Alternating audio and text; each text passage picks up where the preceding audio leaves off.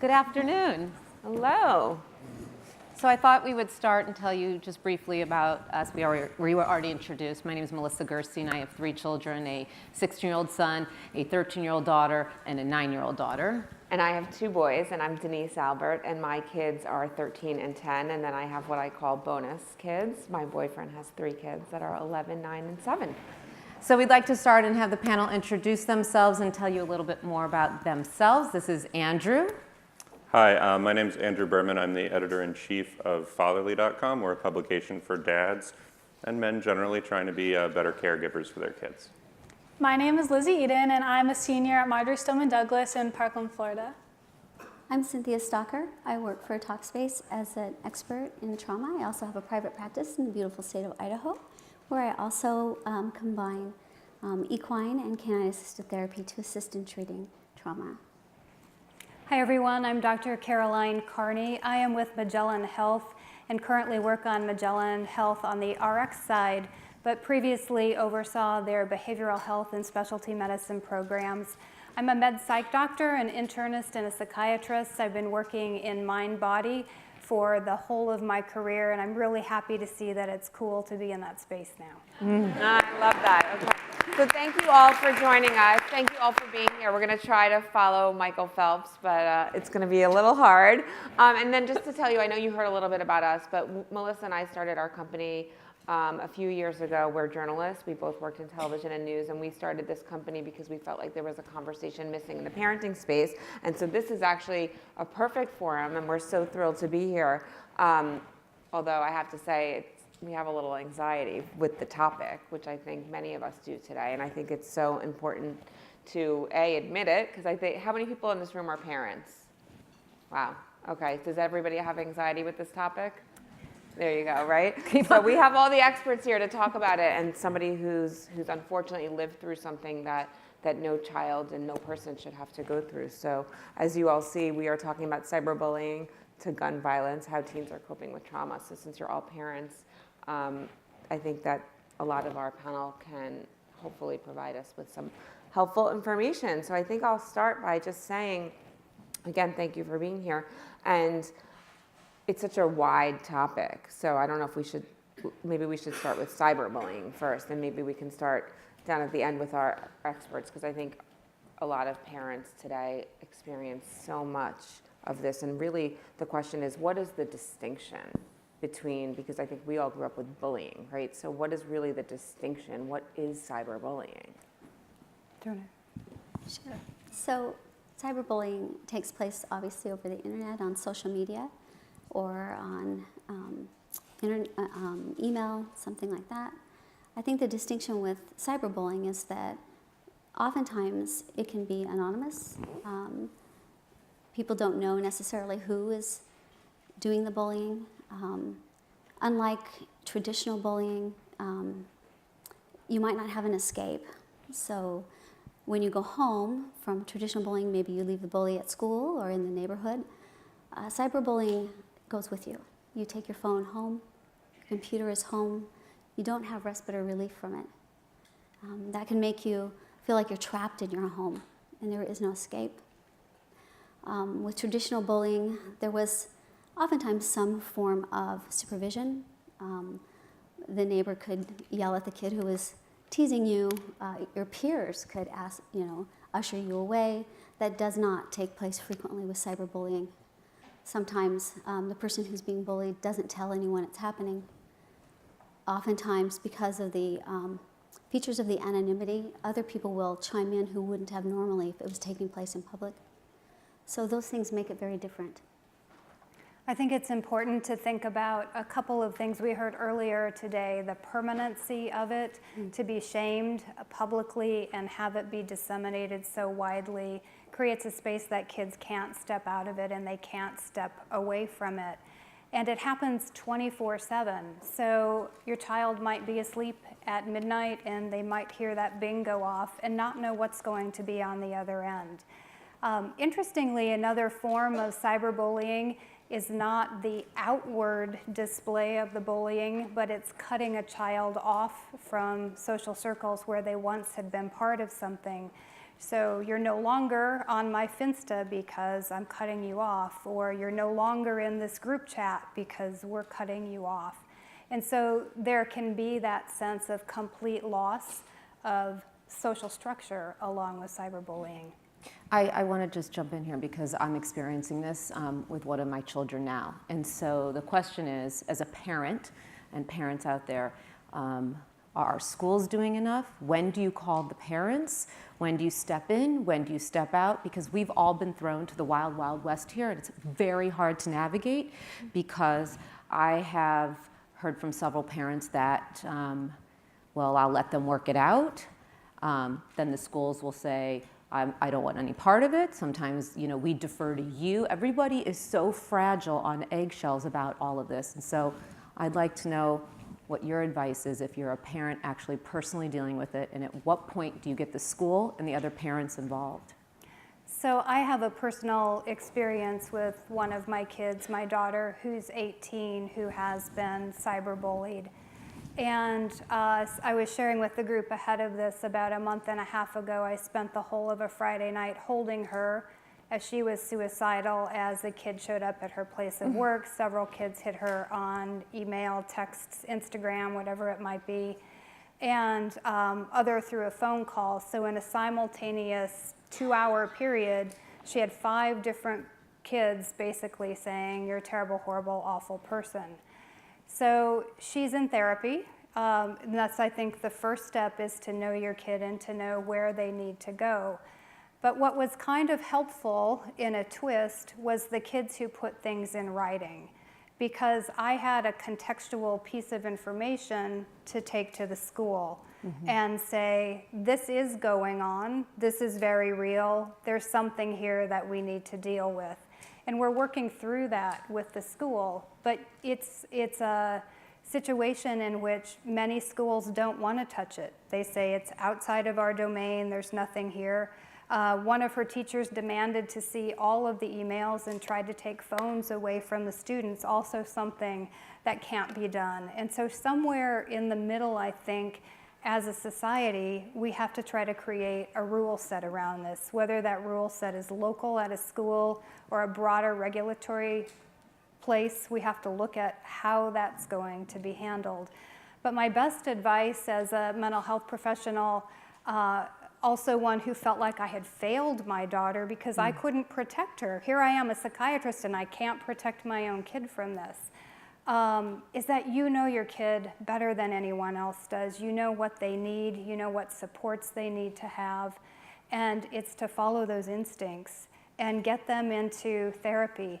Talkspace is amazing for this because there is that immediacy of being hooked into something while you're waiting for that first appointment to occur. And I think it's a lifesaver in many ways. And I just want to bring Andrew and Lizzie also into the conversation.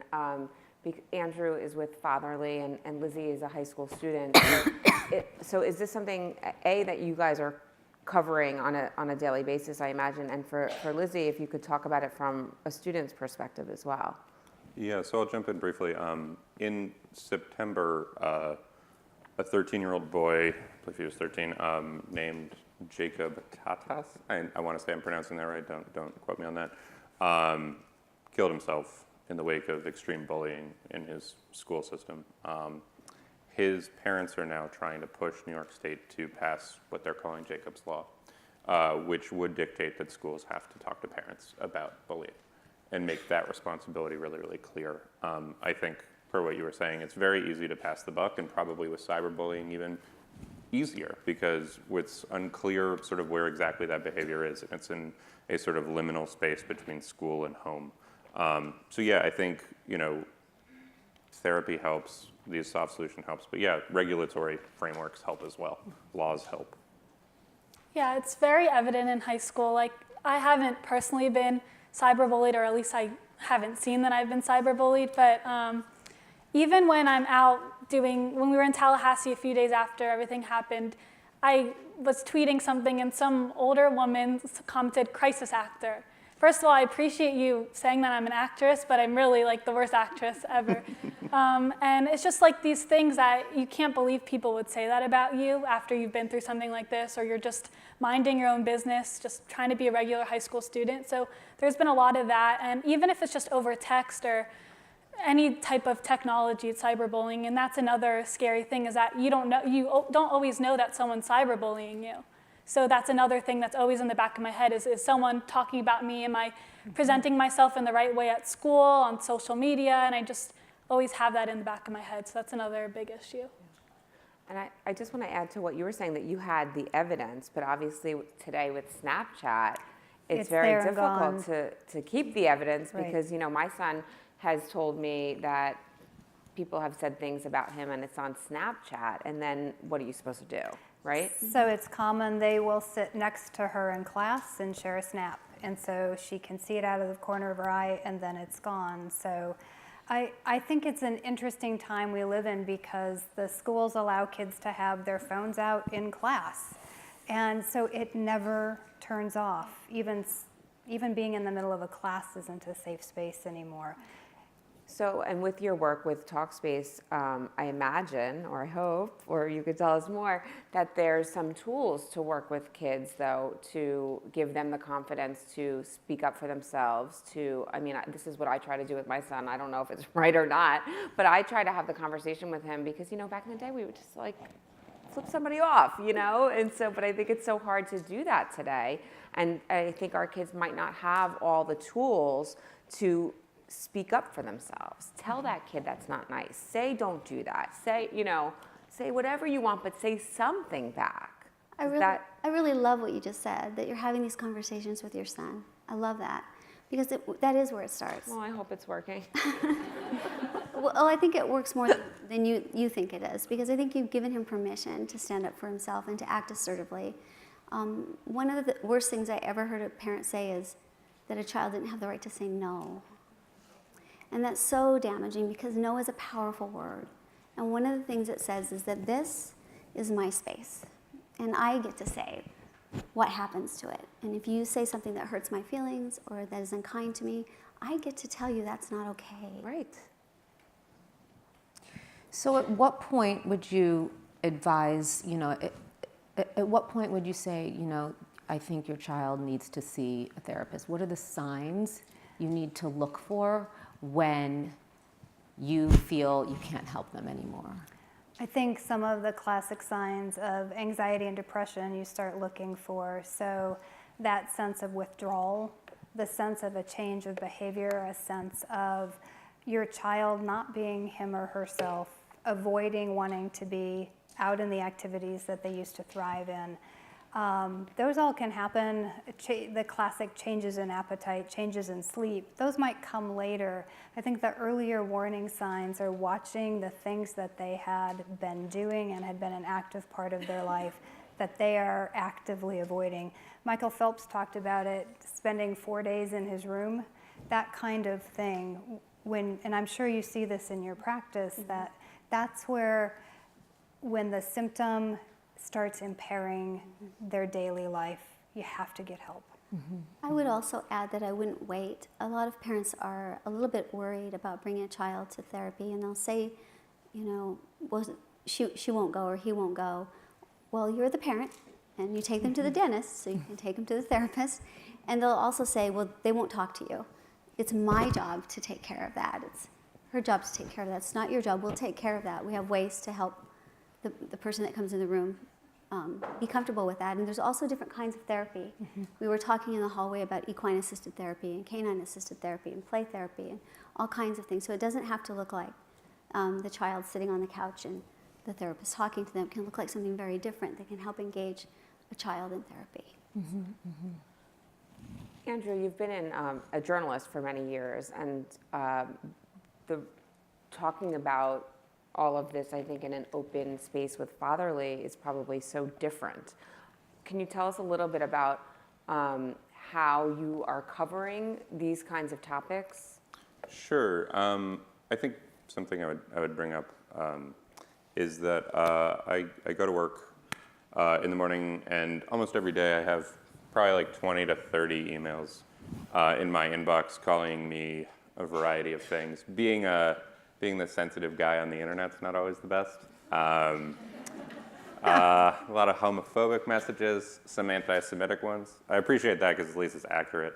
But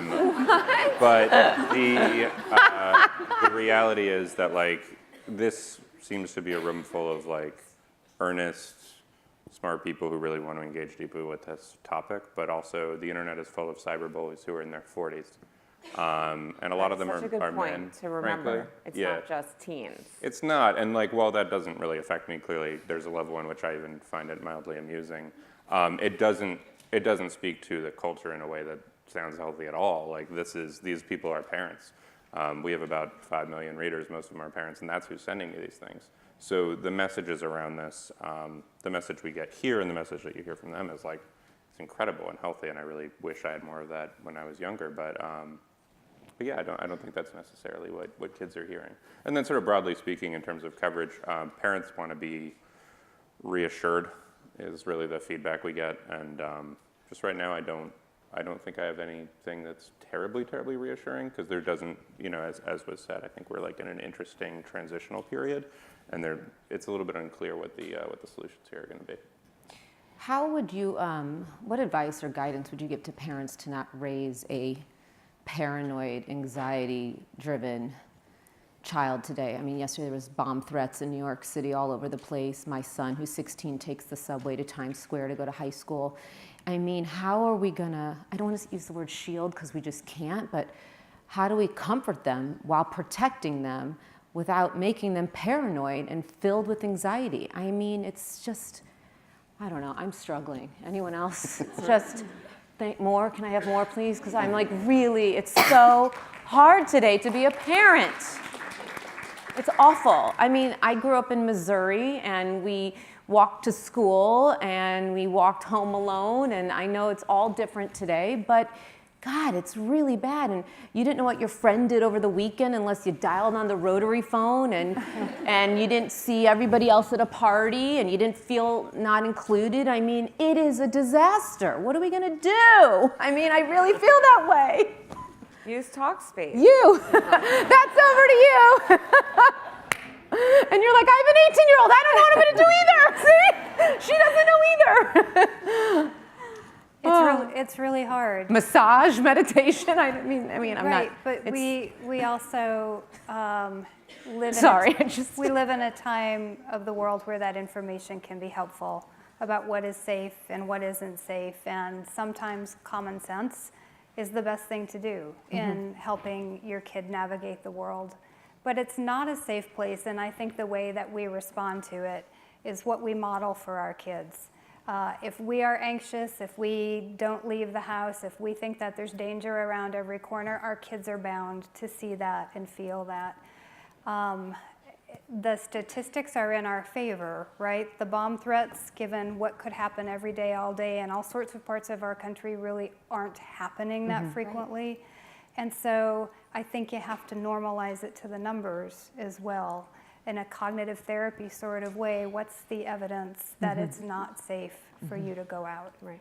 And really use those kind of techniques with your kids.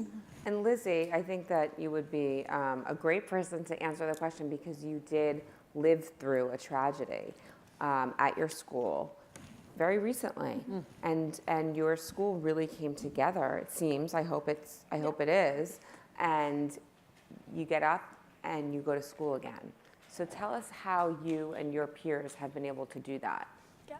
So it's really easy being around the other 3,300 people at my school who went through the same thing, and we're dealing with it every day, because I know it's not just me who gets anxiety about sitting in my classroom and looking around and where I'm going to hide and unfortunate things like that. But we have a sense of like community, and we're always looking out for each other. Like, they bring anything from a therapy dog to a therapy pig at school, just anything. Anything to make our day and just to make us feel better, because those little things are what really makes the difference between us feeling sad 24/7 and just at least one smile a day, because those little things can help brighten up the next few months. Like, it's been 8 months, and it gets harder every day because like it gets farther. And I know that sounds weird, but like you realize that you have to live with this, so you have to find the best way to live with it, because it's one of those things you can't really prepare for. It just happens to you. And that's why I'm out here doing this, so it doesn't happen to anyone else. And I think that's just the big thing. And do you find that there's closer bonds together within your school, and hopefully, I don't know, I mean, I'm sure cyberbullying does still go on there, but I'm hoping that it doesn't, but because you've all connected over something so horrible. But how do you deal with things on a daily basis if there is a problem socially or a problem with a friend? Because I imagine you have a different perspective now. Yeah, definitely. I mean, we just always have to be on the lookout for what people are posting on social media, but I think there's a great connection between me and my peers, especially those who I was in the same room with and I experienced the whole thing with. Like, we have that sense of togetherness that we have to make it through together, or else it'll be really hard to. But there is a lot of political division at home, but we kind of have to ignore it and be like, we need to make sure that we're doing okay and that we can get through it, because that's what really matters, is that we're okay, because we lived through this horrible thing. And even though there's people out there who are disgusting and think it's a hoax and all that other crazy stuff, we just have to know that, like, our little group of Parkland, like, we just need to stick together. And I think we are sticking together, because no one else is going to live through this. Even though there's different tragedies every day, like, it's only in Parkland, and our little community has to stick together. So how has therapy helped you? I mean, what would you point to in therapy that has been the most, I don't want to say the greatest advice, like, how do you find therapy? Yeah, it really helps me deal with my stress in everyday life. After the shooting, I was like, my stress level was pretty high because of school, but then it went up here when everything happened, because I was always on high alert, and like, I had to be aware of like 10 other things in my life that I never thought I had to care for, because Parkland was such a safe place, and then for that bubble to be broken was just like, what just happened? So therapy has helped a lot. Like, when I go to my therapist, like every couple of weeks, we just talk about what's going on, and it's helpful. It's also helpful to talk to someone who hasn't been through it, but has that expertise, and I know she can help me through that. And she understands, because she sees other people from my school as well. So it's kind of good, like, she bounces off things with other people to me, and it's helped me a lot, especially now that I'm a senior and I'm kind of almost done with school. I can just focus on myself and keep seeing her and just focusing on my mental health. And what would you tell to our kids or other students or their kids about going to school every day and living your life? Yeah, like, I'm not gonna let what happened to me stop me from living my life, because that's not fair. The person who did this to us, he wanted to ruin lives, and I'm not gonna, I don't have a new normal in my life, but I'm trying to make a new normal for myself and make everything seem okay and just live my life each day. Like, I go to school, I just try to do my homework, I go to the mall with my friends, I watch football games, just try to be a normal kid, and it's kind of hard now, but I'm not gonna let what happened to me stop me from doing that. And what would you say to everybody, both of you, because I think you probably have very valuable expert advice? I think that what Lizzie said is very important and very valuable, and I would agree with all of that, and would also agree with a lot of what Caroline said as well, that we have to look at the evidence that supports the truth. I think one of the most important and valuable things that I've learned is that the incidences of school shootings have actually gone down since the 90s. But because frequently the media combines that number with the incidences of multiple shootings and puts them all together, which the incidence of multiple shootings has gone up, but the incidence of school shootings has gone down, we get confused about that. So school has actually become a safer place since the 90s. Well, that's good to know. It is good to know. Let's say that again. Because it used to be, the average in the 90s was 4 shootings per year, and now it's gone down to 1 shooting per year on average. So it's gone down. But I think that because it happens in the school settings, the alarm bells goes off and makes us so anxious about it and so fearful that when we hear about it, it feels like more. And then we combine that with the experience of multiple shootings in other areas like malls and things like that. And so it feels like more. Mm-hmm, mm-hmm. So we have to keep in mind the evidence that supports the fact that schools are safer. And so that's what we want to keep in mind when our children come to us with fear. What is the evidence that supports the truth? I wanted to jump in and just make a quick note there. She's absolutely right that the media tends to conflate these things. There's also a specific reason why. One of the reasons why is America basically doesn't fund research on gun violence. The CDC isn't allowed to. That was originally put in place in like 1996. It was repealed by Obama. It's back in place now. It's a lot easier to contextualize like horror with fact when you're allowed to get fact. We don't do that. So you're right, that happens, and it puts everybody in the wrong mindset. And there's like, we know who to blame. Do you think our schools, we know who to blame. Do you think our schools are doing enough with these lockdown drills? Is there anything more that they can do? I mean, do you want to weigh in? Yeah, I know a lot of schools, none of the lockdown drills are real. Like a month before the shooting at our school, it's like we were joking about where we would hide and what we would do because we just put in all these new procedures and then it happened. So putting up a green piece of paper when your class is okay, and then putting up a red piece of paper if you're missing a kid or something's not right, that's not real life. No one has time to put those things up. Even at my school now, they gave us these new like black, weird magnetic things to put over the windows of our doors, but who's gonna have time to do that in a real situation? So I think it's important that they talk to us about the lockdown drills and we do it in a way that's realistic, not like something like that that's like so unrealistic, because some of the classrooms didn't have time to hide, or they didn't hear the code red drill being called. I know I didn't hear it. I just thought we were having another fire drill. So I kept walking down because the fire alarm went off, and so we left the classrooms, and we don't plan for something like that to happen and then no one takes it seriously because you don't think it's gonna happen. Like you think we thought that was gonna happen in Parkland, and then it did. So I think that's something else that everyone needs to be aware of, is that don't wait for it to happen to you.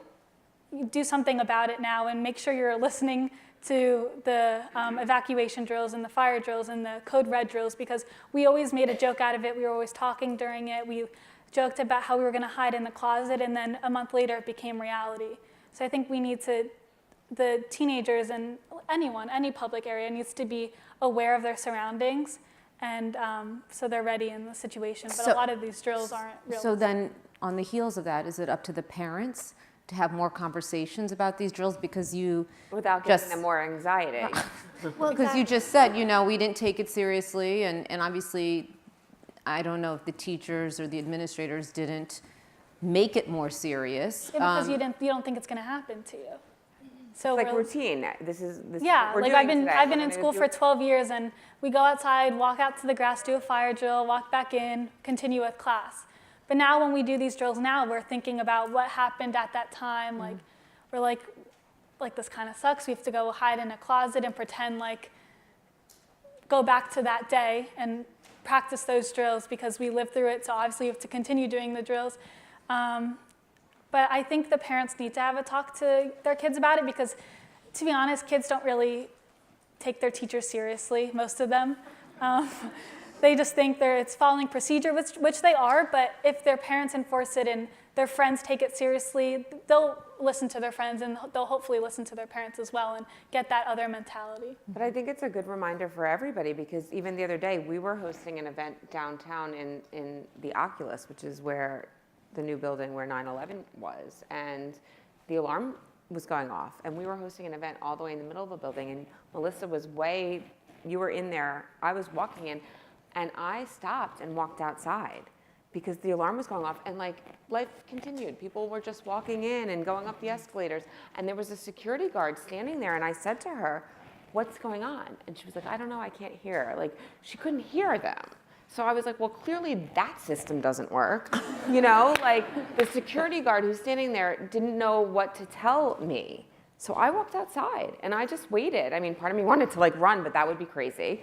But I mean, I think all of us, it's like a good reminder, because the alarms go off all the time and you don't want to be crazy, but we shouldn't be taking them. That's crazy. It is. Just to jump in for a second, it is probably super important that parents talk to their kids about the drills, but we shouldn't pretend that we know the drills work. Right. We don't.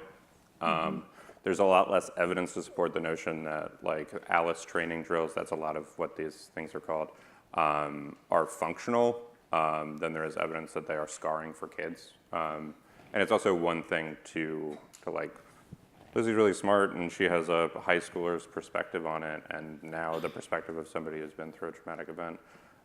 We're also putting people, like children in 2nd and 3rd grade, through these things who don't really have any perspective on it, and what they're learning from this is deeply unclear. I'm not actually saying that it doesn't work. I'm saying that I haven't seen any proof, and neither have other researchers. So like, I think we need to talk to kids about what's actually effective, which is actually talking more and being honest about emotions and having a community.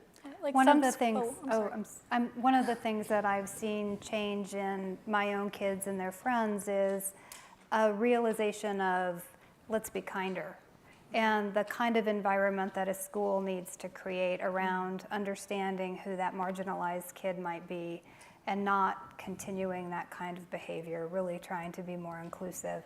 I say that, and then I know that my kids say if something drops in the cafeteria, they hit the ground because they're afraid that something bad is about to happen. So they're living, like Lizzie, in an environment where they're on high alert all day, every day. I think they can't imagine what you have gone through. They also are super proud of you and your classmates for starting this national movement.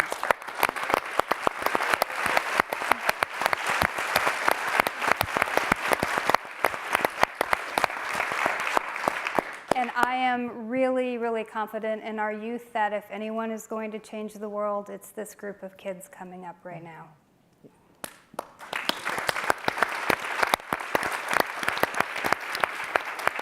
What I was going to say to add on to him, sorry, but one of the defense mechanisms schools are implementing is just like throwing rocks at the shooter or taking a broom, but that's not realistic also. So there's a lot of stuff like that going around that I think is another thing what you're saying is it doesn't really work. Yeah, and I just keep thinking, I mean, I don't want to get political here, but I just keep thinking we go back to the gun, I mean, it does say to gun violence up there. So I'll ask another question to Dr. Carney and to Cynthia about guns. And obviously so much of what we've been, a lot of what is in the news about guns also, I think, comes from, or does it not come from video games?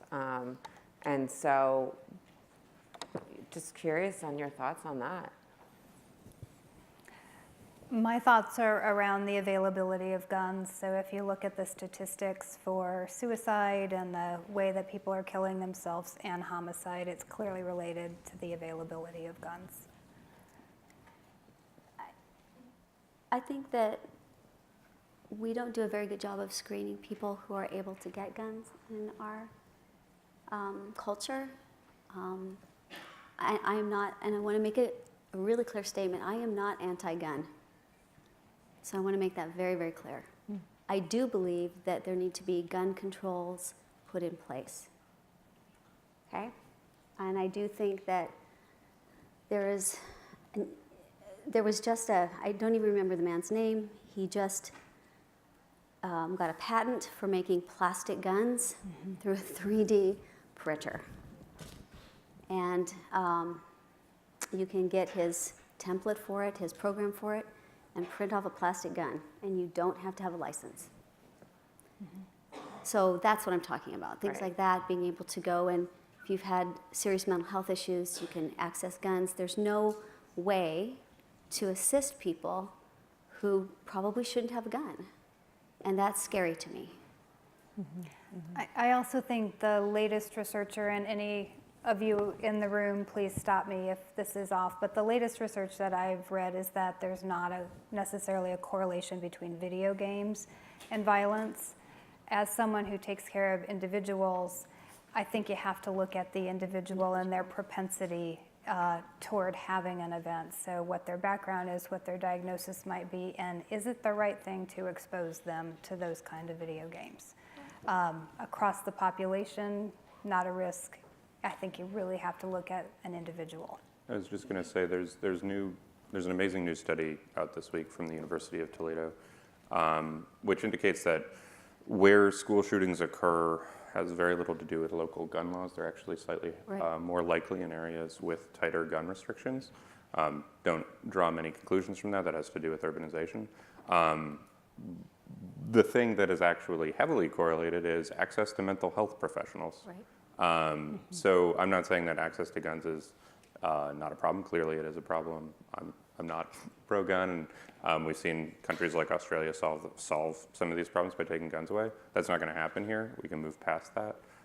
We know that having more mental health professionals available to people makes a difference. So like maybe that's the stronger correlation. Yeah.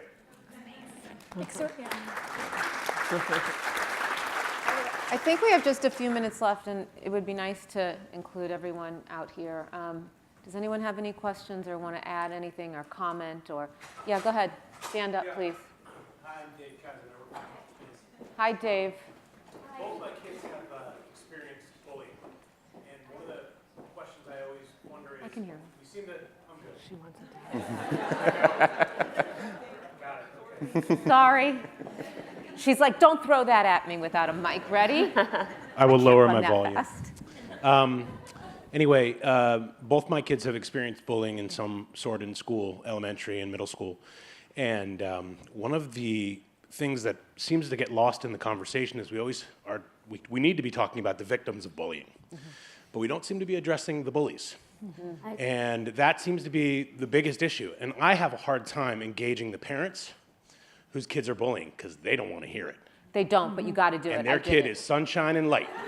I I understand, but I'd like to. I'd like to ask about that. How do we handle that effectively? Because it's not such an easy conversation to have as parents. Not that I'm afraid of a hard conversation, but how do we do that appropriately, and when do you take it to the school, and how does that work? Well, it's fragile. I'm just going to chime in because I recently experienced this. I went to the school first. I didn't screen grab the Snapchats. I was told to photograph them because the other person can see if you screen grab them.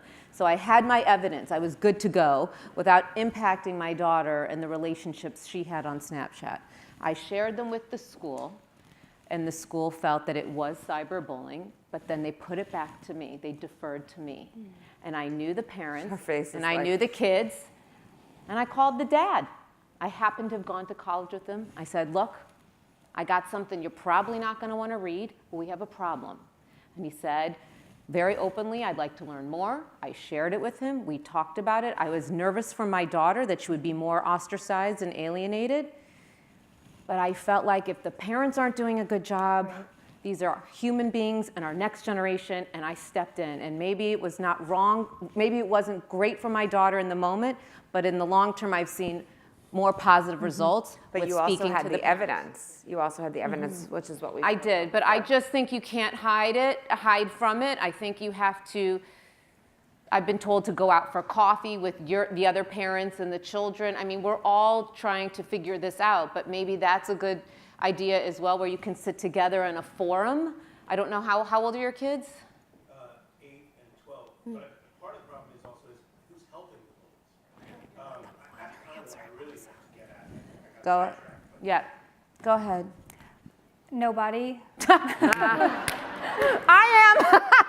Right. Just send them our way. Right. I'll flip them off. She'll talk. No, you. If the parents aren't going to recognize and believe, their kids are sunshine and unicorns or whatever they might be, it's really going to be hard to change that culture, which is why I think the best that you can do is bring it back to the school in a place where everyone gets addressed at the same time, so that there's not pointing fingers and it's not a he said, she said. It's about changing the culture in which that can happen.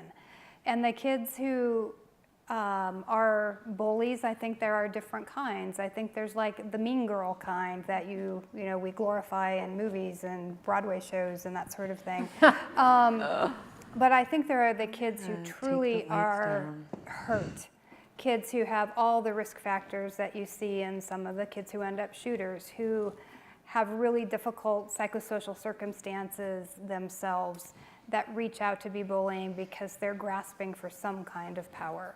And I think that goes back to good mental health care and good environments in the school to search those kids out. I just want to add something, but is there anything wrong with also just being relentless to the school? Like in your situation, maybe to keep going to the school and say, no, you have to handle this. When it keeps occurring, I think as a parent, you should do that. Right. Well, thank you for sharing your story. And then I think this is the last one because we're out of time. Go ahead. Wait, you've got a mic coming your way. Thank you for sharing. Yeah. Well, this topic, as you know, Denise and Melissa and my therapist Stephanie in the room knows that this topic of gun violence is near and dear to me because the reason why I'm a Talkspace client is because my son, after the shootings, not Parkland, but prior to that, started refusing school. He was in 3rd grade, and that's when I reached out to Talkspace and found a therapist who literally held my hand through the whole situation and got him back to school. However, he still has a lot of issues. If he sees an emergency vehicle or they have a fire drill, he kind of freaks out. The teacher's aware of it. I was wondering if, Lizzie, in Parkland, you know of any elementary school kids or even high school kids that have just said, I'm not going back, I'm done, and like homeschool or just can't take the pressure and the anxiety. And if any mental health professionals have come in to help you guys, or you just go seek out your therapy with your own family, Yeah, I think there's not a lot, there's been a few who haven't gone back to school or transferred schools because of their own reasons, but I know that the first day back after we weren't there for 2 weeks, it was like the highest attendance rate ever at our schools. Like 96% of the students showed up that day. And I think it's good that we're around each other and we're bouncing off our feelings with each other and really getting that sense of comfort because no one else has been through a situation like this. So in order for us to feel better about ourselves, we like to talk about it. And we kind of, we broke the stigma of therapy at our school. Like my friends, like, what are you doing after school? I'm like, I'm going to see my therapist. Complaining about the club I'm in or about my stressful day at school. I had a test I didn't do well on, or the fire alarm. But one day the fire alarm went off and I couldn't go take my math test because I was freaking out. So our teachers are very understanding. I took it the next week. He was making sure I was okay. So there's a really good sense of comfort. And I think that this is why I'm doing this, so no one has to be afraid like your son, because that's horrible. I mean, he's little, and just seeing it on the news is traumatizing. It's not, my sister who's in the middle school right next door is just as scared as I am, even though she wasn't in the school. Right. So it affects everyone, and people don't realize that. And you can't get away from it. You consume it everywhere. It's on the ticker, on the bottom of a basketball game. It's everywhere. Yeah, when I got home that day, like 3 hours later, the Olympics were on, and I was like, first thing that popped up was prayers go out to Marjory, Stoneman, Douglas. I'm like, no one knows what Parkland is, and now all of a sudden the whole world knows what Parkland is. So that was really weird too, and that's another thing that when these things happen, it's publicized all over, so everyone sees it, even if they don't mean to see it. There's no breaking that from seeing that. Thank you. Well, we just wanted to say thank you to all of you. Thank you to all of you for being such a great audience. And to Andrew, Lizzie, Cynthia, and Dr. Carney, thank you for your expert advice. And thank you for being here and listening to us.